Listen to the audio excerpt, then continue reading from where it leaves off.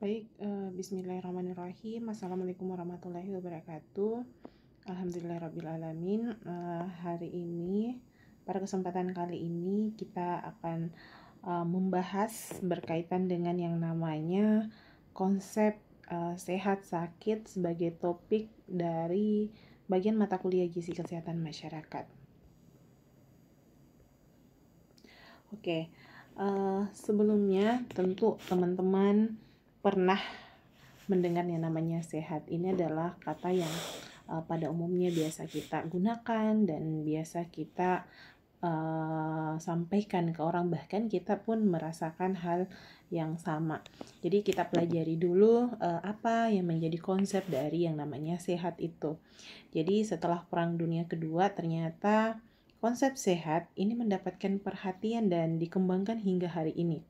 Karena itulah kenapa konsep sehat ini bisa kita meninjau dari sudut pandang yang berbeda. Jadi pandangan sehat tentu bukan hanya dari aspek satu pandangan saja, tapi kita coba lihat ada beberapa pandangan kita melihat dari yang namanya konsep sehat ini. Pandangan yang pertama tentu ini pandangan pertama, konsep sehat ini dilihat dari sudut fisik secara individu. Jadi konsepnya adalah bagaimana kita memandang sehat itu dari aspek fisik. Ya, jadi aspek fisik ini dikatakan bahwa ketika seseorang itu dianggap sehat kalau semua organ tubuhnya itu dapat berfungsi di dalam batas-batas yang normal dan sesuai dengan umur dan jenis kelaminnya. Artinya apa? Artinya secara fisik bagian dari tubuh kita itu tidak mengalami suatu gangguan atau masalah. Jadi semua akan berfungsi dengan baik dengan batasannya. Nah, jadi secara fisik semuanya utuh, semuanya akan berjalan sebagaimana normalnya. Itu yang dianggap sehat kalau kita memandang bahwa itu dari pandangan fisik individu itu. Nah, pandangan sehat yang kedua, kita melihat dari pandangan yang namanya sudut pandang ekologi. Jadi secara ekologi dikatakan bahwa sehat berarti adalah sebuah proses penyesuaian antara individu dengan lingkungan. Jadi kalau ekologi itu kita berbicara lingkungan. Jadi bahwa ada sebuah proses adaptasi ya. Ada sebuah proses adaptasi atau penyesuaian diri bagaimana kita dengan lingkungan. Karena proses ini tentu di dalam lingkungan itu akan terus berjalan dan akan ada perubahan-perubahan sesuai dengan lingkungan itu sendiri. Ketika lingkungan itu mengalami suatu perubahan, kita yang berada di dalam bagian dari lingkungan itu mampu mempertahankan yang namanya kesehatan, maka itulah yang dianggap sehat dari sudut pandang ekologi. Jadi ketika terjadi perubahan lingkungan yang akan mengubah keseimbangan ekologi, maka diri kita sebagai individu mampu melakukan adaptasi dan mempertahankan kita punya kesehatan, maka itu dianggap sehat dari sudut pandang ekologi ini. Jadi misalkan ada lingkungan, misalkan karena bencana, misalkan banjir, gunung Merapi, kita mampu mempertahankan kondisi kita menjadi tetap sehat, maka itu yang dipandang sehat dari pandangan ekologi. Nah, berikutnya kita coba lihat definisi sehat. Jadi teman-teman, bahwa definisi sehat itu ada beberapa pandangan. Coba kita lihat berdasarkan WHO ya. Kalau WHO mengatakan bahwa sehat itu adalah keadaan di mana sempurna baik secara fisik, mental, dan sosial, serta tidak hanya bebas dari penyakit atau kelemahan. Jadi dianggap oleh WHO orang sehat itu adalah mereka yang secara fisiknya, secara mentalnya atau psikisnya maupun sosialnya itu yang sempurna. Artinya tidak ada masalah nih dari ketiga indikator ini, dan dianggap bahwa orang sehat itu bukan hanya dari bebas penyakit ya atau kelemahan, tapi mereka harus sempurna dari segi mental. Karena kalau dari penyakit atau kelemahan itu kan dipandang dari fisik. Kalau mental dan sosial itu kan di luar dari penyakit itu sendiri. Maka semua yang dianggap sehat itu adalah beberapa indikator ini, ada fisik atau mental dan sosialnya yang harus sempurna. Nah, dari definisi ini ternyata WHO membuat sebuah batasan atau karakteristik yang dianggap bahwa konsep sehat itu seperti apa. Kita coba lihat satu-satu. Nah, definisi dari WHO ini secara karakteristik bahwa yang mana itu sehat. Sehat itu berarti kita memperhatikan bahwa individu sebagai sebuah sistem yang menyeluruh. Nah, itulah tadi dikatakan bahwa sehat itu bukan hanya sekedar terbebas dari penyakit atau fisik, tapi kita adalah bagian dari sebuah sistem yang komprehensif atau menyeluruh ini. Kita bagian dari psikis kita, mental kita tadi. Jadi kita adalah individu sebagai sebuah sistem yang menyeluruh. Menyeluruh artinya kan kita bagian dari lingkungan kita juga, makanya itu juga harus sehat atau sempurna. Definisi yang kedua itu memandang sehat dengan mengidentifikasi lingkungan internalnya dan eksternalnya. Ya, inilah dikatakan tadi bahwa kita harus sehat juga secara sosial ya. Kalau kita memandang bagaimana lingkungan secara eksternal, internalnya kita dari dalam diri kita, mental kita tadi, psikis kita, pikiran kita, mindset kita, semuanya harus sehat dari pandangan lingkungan internal maupun eksternalnya. Definisi yang ketiga, bahwa sehat ini adalah penghargaan terhadap pentingnya peran individu di dalam hidup. Jadi kita menghargai bagaimana seorang individu itu di dalam kehidupan ini berharga. Bagaimana kita sendiri dulu, diri kita sebagai individu itu memiliki peran ya, memiliki peran, dan kita menganggap bahwa diri kita ini berarti di dalam lingkungan ini, di dalam keluarga kita. Karena kapan kita tidak memberikan sebuah penghargaan pada diri kita, maka apa yang kita akan lakukan itu tidak akan berarti. Jadi bentuk bagaimana kita menghargai diri kita dalam kehidupan ini itulah dianggap sebagai sesuatu yang harus sehat juga. Oke. Kita coba lihat definisi sehat berdasarkan Undang-Undang Nomor 36 Tahun 2009 ya. Dikatakan bahwa kesehatan adalah keadaan yang sehat, baik secara fisik, mental, atau psikis, kemudian ada spiritual maupun sosial, di mana ini memungkinkan setiap orang untuk hidup produktif. Jadi diharapkan setiap orang bisa produktif, baik itu secara sosial maupun ekonomi. Jadi dilengkapi lagi nih kalau definisi dari undang-undang bahwa ternyata orang sehat itu ya tadi ada fisik, psikis, dan spiritual. Jadi baik spiritual kan kita berbicara bagaimana keyakinan kita, kepercayaan kita terhadap Tuhan yang kita yakini. Jadi biasanya ini keyakinan kita ya. Apapun agama yang kita anut, tentu kita memiliki keyakinan kepada Tuhan Yang Maha Esa sebagai pencipta kehidupan ini. Nah, itu yang perlu kita juga sehat, karena kapan kita tidak menjadi makhluk yang taat sebagai penganut agama apapun itu, berarti kita juga tidak sehat walaupun secara spiritual. Yang harapannya apa? Orang ini dimungkinkan supaya kita bisa produktif nih.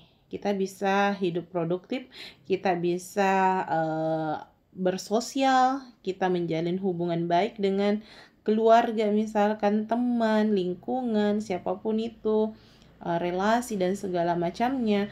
Dan tentunya kita sehat secara ekonomi, ya. Bagaimana kita bisa mampu mencukupi segala kebutuhan hidup kita. Kita mampu membeli kita mampu memenuhi apa yang menjadi kebutuhan dasar kita, kebutuhan yang lain. Jadi secara ekonomi juga kita mampu untuk kita penuhi. Itu yang dianggap sehat menurut Undang-Undang Nomor 36 Tahun 2009. Jadi kesehatan harus dilihat sebagai suatu perpaduan yang utuh. Itu tadi ya, sehat itu perpaduan yang utuh, di mana terdiri dari unsur fisik, mental, dan sosial, di mana di dalamnya ada kesehatan jiwa. Jadi kesehatan jiwa inilah yang menjadi bagian dari integral dari kesehatan. Jadi bagaimana kita punya pola pikir, mindset kita, itu juga yang menjadi bagian dari integral secara keseluruhan atau perpaduan dari kesehatan ini.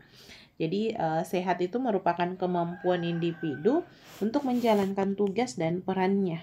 Bagaimana tugas dan peran kita yang dilakukan itu bisa lebih efektif dengan kondisi yang optimal, maksimal ya. Jadi apapun posisi kita hari ini, bidang apapun yang kita geluti, pekerjaan apapun, itu harapannya apa yang kita lakukan bisa lebih efektif dan lebih efisien dalam menjalankan peran tersebut. Selanjutnya kita masuk yang namanya konsep sakit. Teman-teman, konsep sakit ini merupakan proses yang dinamis ya dan bersifat relatif. Dinamis artinya tentu konsep ini atau kondisi ini, baik itu sakit maupun sehat, sebetulnya tentu itu tidak mutlak pada kondisi itu terus itu saja, tapi sifatnya dinamis, akan terjadi perubahan yang terjadi dari kondisi kita hari ini. Jadi bersifat adanya perubahan dan mungkin akan berubah-ubah. Itulah kenapa proses ini kita ibaratkan sebagai bandul. Kalau teman-teman biasa lihat bandul itu yang ada di lonceng ya, yang bagian tengahnya. Itu kan bandulnya senantiasa bergerak atau berayun-ayun yang tiada hentinya. Ini kan menandakan bahwa seperti itulah juga bagaimana kondisi yang namanya sehat maupun sakit.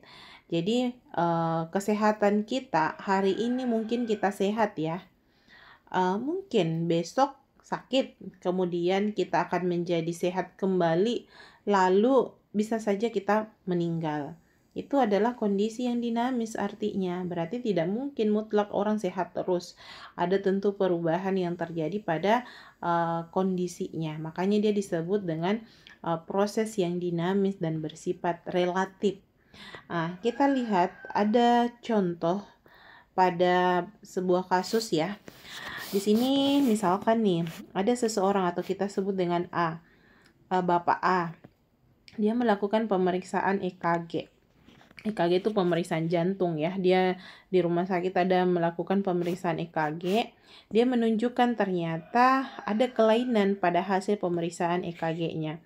Tetapi orang ini seumur hidupnya dia ternyata tidak mengalami yang namanya keluhan dan tidak membutuhkan pengobatan. Sehingga tidak ada batasan di dalam kegiatannya sehari-hari, aktivitasnya normal saja, tidak ada batasan karena tidak menunjukkan ada sebuah gejala atau keluhan yang dirasakan. Walaupun secara pemeriksaan dari hasil EKG dia menunjukkan ada sebuah kelainan. Kita coba lihat di kasus yang B ya. Orang yang beda, tapi hasil pemeriksaannya juga menunjukkan sama dengan orang A, bahwa ada kelainan pada hasil pemeriksaan EKG-nya. Akan tetapi si orang B ini menimbulkan yang namanya gejala pada dirinya sehingga membutuhkan yang namanya pengobatan. Jadi sama-sama ada kelainan, tapi yang satu tidak ada gejala, yang kedua ada gejala sehingga dia membutuhkan pengobatan dan tentu ada pembatasan aktivitas sehari-harinya. Oke, dari kasus ini kita akan mencoba mendefinisikan apa itu sakit dulu dari beberapa pakar atau ilmuwan. Menurut Parson, bahwa kondisi sakit itu adalah kondisi di mana terjadi ketidakseimbangan. Ada yang tidak seimbang nih. Apa itu yang tidak seimbang? Fungsinya tubuh kita, fungsi normal tubuh manusia, termasuk sistem biologis dan kondisi penyesuaiannya. Berarti ada ketidakseimbangan dari sistem yang ada di dalam tubuh kita. Nah, kemudian menurut Borman, sakit itu harus ada 3 kriteria keadaan sakit, di mana harus ada gejala, persepsi terhadap kondisi sakit yang dirasakan, persepsi bahwa ada kondisi nih yang saya rasakan, berarti ada mungkin gejala ya, serta menurunnya kemampuan di dalam beraktivitas sehari-hari. Kita coba melihat secara batasan medis. Kalau dari batasan medis, kalau orang dikatakan sakit itu harus menunjukkan ada 2 bukti. Bukti yang pertama itu adanya sakit, kemudian adanya tanda dan gejala yang ditunjukkan. Itu menurut batasan medis.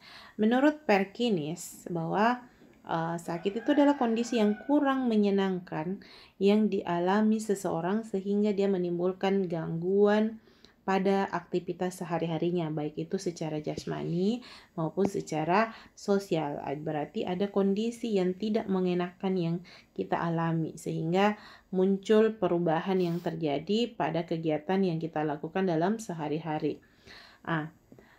Dari definisi tersebut dan contoh yang sebelumnya, tentu ada pertanyaan nih, bahwa apakah penyakit dan sakit itu berbeda atau sama-sama saja? Nanti teman-teman boleh jawab ya di kolom chat atau nanti kita diskusikan. Teman-teman, menurut Anda sebenarnya sakit dan penyakit itu apa? Untuk menyamakan persepsi kita terkait sakit dan penyakit, kita coba bahas bahwa penyakit tentu memiliki perbedaan dengan yang namanya sakit. Perbedaannya seperti apa?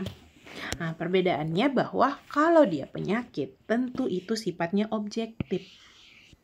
Objektif karena bisa kita lihat dari parameter. Ada pengukurannya kalau kondisi penyakit. Berarti sifatnya objektif dong. Parameternya ada yang diukur. Misal, Anda mau mengatakan bahwa orang itu menderita penyakit hipertensi. Berarti apanya yang diukur? Tentu tekanan darahnya itu kita ukur sebagai parameter orang itu dikatakan mengalami suatu penyakit hipertensi. Orang kita anggap dia mengalami penyakit diabetes misalkan. Ya tentu ada yang diukur, ada parameternya yang menentukan atau bisa mendiagnosa orang itu menderita suatu penyakit. Kalau dia sakit, berbeda halnya dengan sakit. Kalau sakit subjektif ya, karena merupakan keluhan yang dirasakan. Ya, teman-teman masih ingat tadi contoh pada kondisi A dengan B yang sama-sama dia menderita penyakit sebetulnya, karena hasil parameter pengukuran EKG-nya menunjukkan dia ada yang gangguan, ada kelainan. Berarti ada penyakit diderita orang tersebut. Tapi tidak semuanya menderita yang namanya sakit. Karena ada yang mengalami keluhan, gejala sehingga dia membatasi aktivitas seharinya. Itu yang membedakan. Makanya dia bersifat subjektif ini sakit. Tentu level sakit juga kalau seseorang merasakan punya grade-nya, perbedaannya masing-masing. Jadi dia tidak dapat diukur. Dia bersifat subjektif, itu kondisi yang namanya sakit. Karena memiliki perbedaan, tentu implikasi juga berbeda. Jadi seseorang yang menderita penyakit belum tentu merasakan yang namanya sakit. Inilah yang dirasakan tadi oleh orang A tadi di kasus ya. Sebaliknya, orang yang mengeluh sakit belum tentu dia menderita penyakit, karena ya bisa saja dia hanya berupa gejala, tapi setelah diukur, didiagnosa, diperiksa mendalam, oh tidak ada loh penyakit tertentu yang diderita, dia hanya berupa gejala, berupa keluhan yang dirasakan. Jadi masih sebatas kondisi sakit. Itulah perbedaan sakit dengan penyakit. Teman-teman, kita bicara penyakit. Proses terjadinya penyakit itu disebabkan adanya interaksi antara agent yang disebut sebagai penyebab penyakit, kemudian ada host yang sebagai pejamunya atau orangnya, kitanya, inangnya. Kemudian ada environment atau faktor lingkungan. Inilah yang disebut dengan trias penyebab penyakit. Jadi trias ada 3, ada agent, ada host, dan ada environment atau lingkungan. Trias penyebab penyakit ini dia mengalami proses interaksi terjadinya penyakit. Jadi ibarat pada gambar yang teman-teman bisa lihat bahwa di sini misalkan ada agent ya di sini. Di sini hostnya, di sini environmentnya.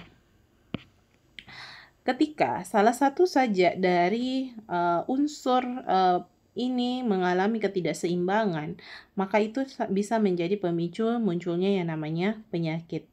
Jadi akibat dari terjadinya interaksi antara faktor agent, host, dan environment yang menyebabkan kondisi penyakit itu bisa muncul. Jadi contoh ya, misalkan penyakit TBC atau TB yang kita kenal, itu ternyata penyebab dari TB itu adalah bakteri. Nama bakterinya adalah Mycobacterium tuberculosis. Mycobacterium tuberculosis berarti ini bersifat sebagai agent. Agent ini akan berkontak dengan manusia sebagai pejamu. Kita manusia sebagai penjamu berarti kita hostnya, tempatnya nanti si bakteri ini menyebar. Kita sebagai hostnya, yang tentu kita sebagai host pada saat ketika ada pemicunya seperti ini, agentnya, kita rentan. Apa yang terjadi pada diri kita ya, sistem imun kita akan rendah, dan sistem imun yang rendah dan perumahan yang tidak sehat sebagai environmentnya yang pemicu atau mengalami interaksi dari ketiga faktor ini. Inilah yang menyebabkan munculnya penyakit TB tadi. Berarti ada bakterinya sebagai agentnya, ada hostnya, tempatnya si bakteri akan tumbuh, yaitu kitanya sebagai manusia. Kemudian faktor lingkungan yang mendukung penularan dari bakteri ini, sehingga karena disebabkan oleh perumahan atau lingkungan yang tidak sehat dan imun kita menurun, ya muncullah penyakit TB ini. Itulah merupakan proses yang terjadi sebagai interaksi terjadinya penyakit. Oke, kita lihat satu persatu yang mana itu faktor agent. Agent itu faktor penyebab penyakit ya, dan ini dikenal beberapa diantaranya. Ada yang dikenal sebagai unsur hidup atau mati, yang mana kalau terdapat jumlahnya itu kelebihan atau kekurangan, maka itu yang bisa mencetus yang namanya penyakit.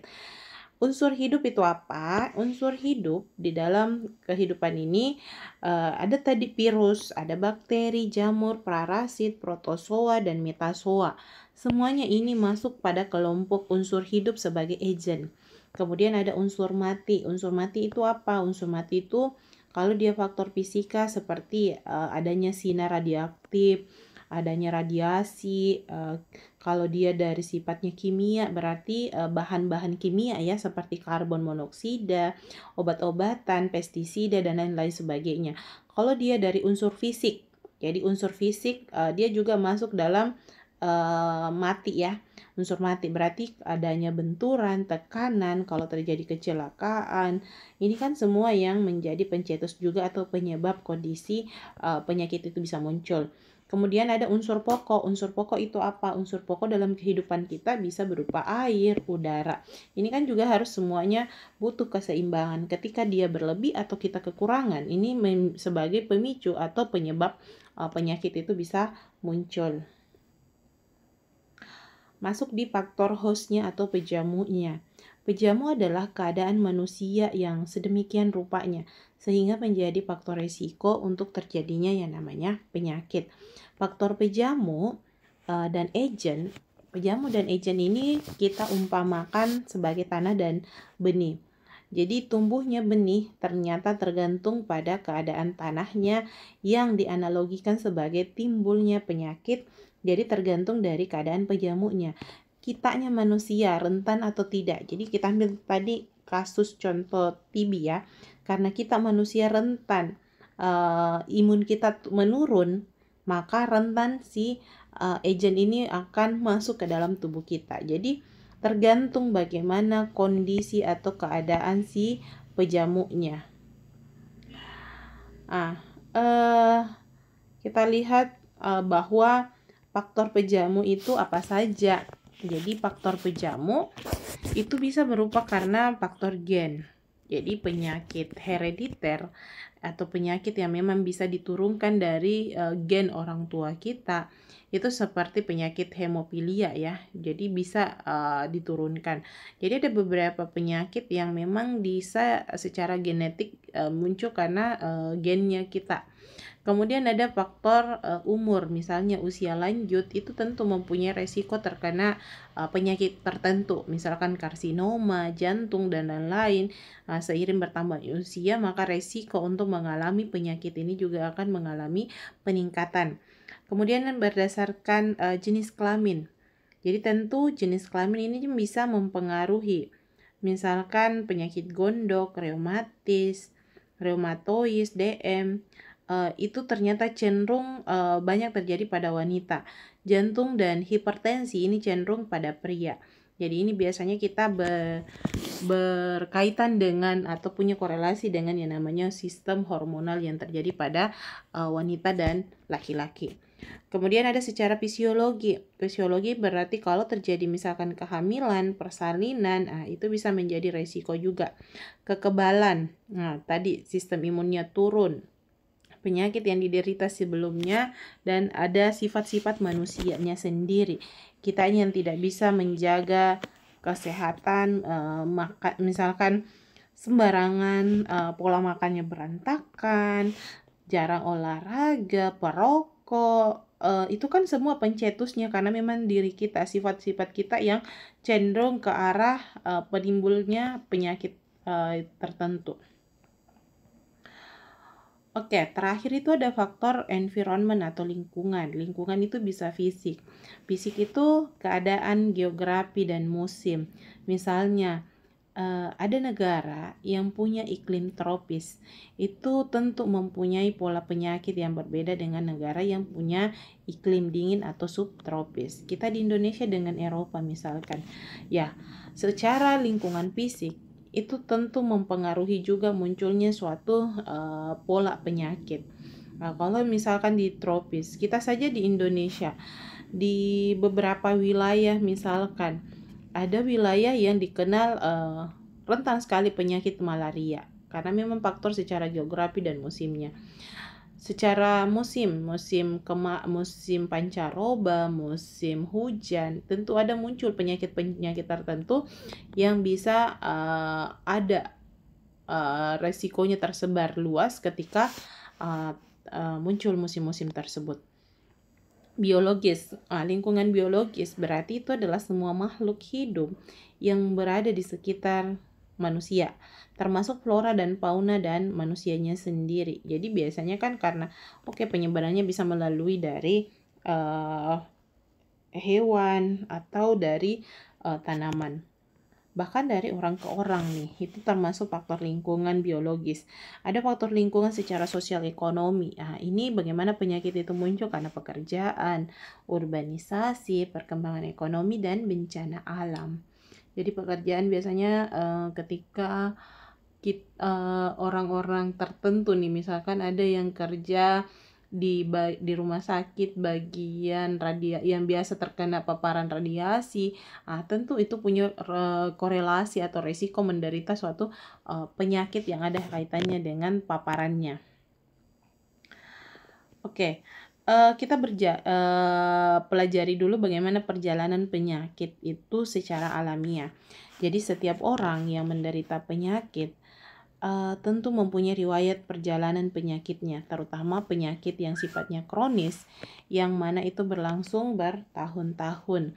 Riwayat perjalanan penyakit secara alamiah ini merupakan proses perkembangan suatu penyakit tanpa adanya intervensi yang dilakukan oleh manusia itu sendiri, baik itu sengaja dan terencana. Perjalanan penyakit alamiah kita kenal itu ada dua. Ada yang sifatnya patogenik, ada yang sifatnya patogresif. Kita coba lihat apa itu patogenik. Ternyata patogenik itu adalah kondisi di mana seseorang yang awalnya dia sehat dan menjadi sakit disebabkan oleh intervensi yang dilakukan oleh alam atau oleh orang yang bersangkutan sendiri, baik karena faktor kesengajaan maupun faktor ketidaksengajaan. Jadi ada kondisi darinya kita sehat menjadi sakit dan itu penyebabnya ada intervensinya. Mau itu karena faktor alam atau faktor orang itu sendiri. Faktor intervensi alam misalnya terjadi bencana alam, banjir, gempa bumi, dan letusan gunung Merapi, maka bisa menyebabkan orang itu menjadi sakit. Kemudian ada intervensi yang bersangkutan, berarti perilakunya orang itu dilakukan dengan sengaja, misalkan seperti kebiasaan merokok. Ini kan sifat-sifatnya manusia tadi. Karena sifatnya, karena orang itu sendiri yang berbuat demikian sehingga dia bisa memicu kondisi sakitnya atau penyakit. Dilakukan dengan tidak sengaja. Jadi ada faktor intervensi karena orang itu menjadi sakit karena tidak sengaja. Misalkan dia makan atau minum makanan yang tercemar oleh bakteri atau patogen. Berarti kita tidak sengaja nih mengkonsumsi makanan yang tercemar tadi.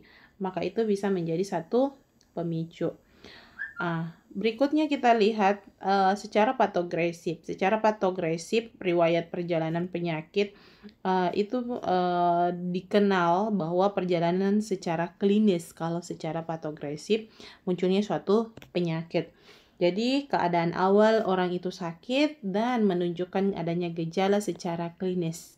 Ingat, kalau patogresif berarti dia menunjukkan sebuah gejala yang klinis diikuti dengan perkembangan gejala itu sendiri. Riwayat perjalanan penyakit secara prapatogenesis itu dimulai dari bagaimana penyakit itu mulai menginfeksi kita. Mulai terjadinya infeksi sehingga menimbulkan kondisi sakit. Dari kondisi sakit, jika dilakukan penanganan, itu bisa saja dia masuk ke tahap yang namanya patogenesis. Jadi ada prapatogenesis masuk ke tahap patogenesis. Ketika masuk pada tahap patogenesis, itu bisa saja orang itu akan mengalami kesembuhan, bisa saja sakit yang diderita akan terjadi lama, bersifat kronis, dan bisa saja dia sembuh dengan menimbulkan sebuah kecacatan. Kemudian akan terjadi kematian, bisa saja terjadi. Itu masuk semua tahap patogenesis.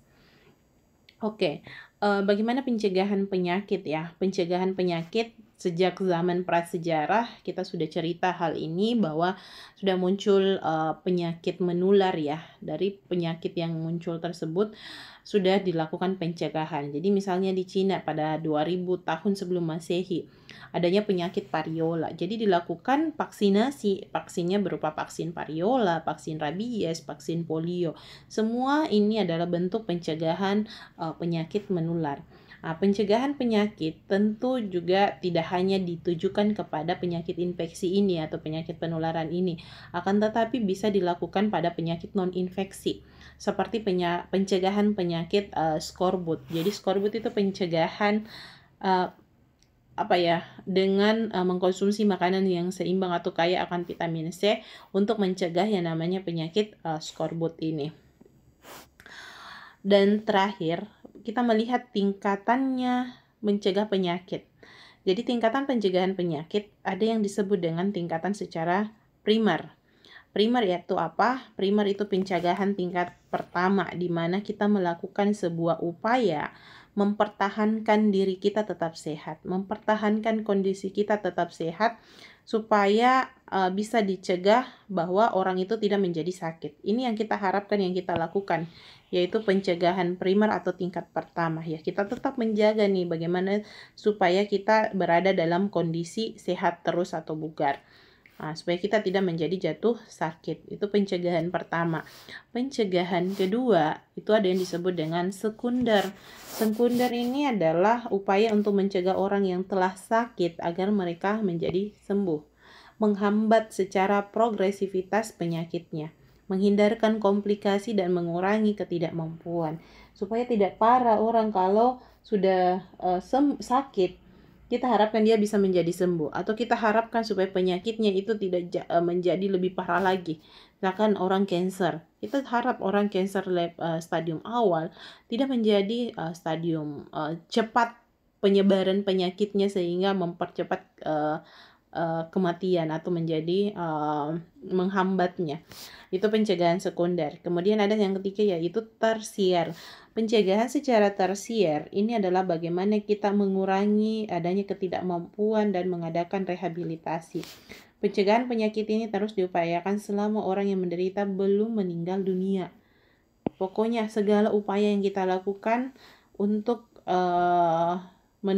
orang yang menderita penyakit ini tidak sampai meninggal. Orang koma pun di rumah sakit itu kita masih berupaya untuk melakukan pencegahan supaya dia tidak meninggal. Itu pencegahan yang level 3.